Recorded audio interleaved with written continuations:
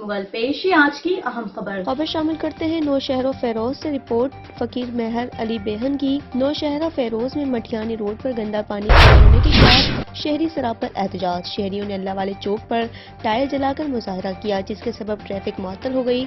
शहरियों का कहना है कि गंदगी के सबब जिंदगी जहर बन गई है और हमारा कारोबार भी सख्त मुतासिर हो रहा है। शहरियों और दुकानदारों का कहना है कि काफी टाइम से यहाँ गंदा पानी खड़ा है, जिसे कोई निकालने वाला नहीं है। उन्होंने डिप्टी कमिश्नर नौशहरा फेरोज से नोटिस लेने और गंदा पानी की निकासी का मुतालबा किया है।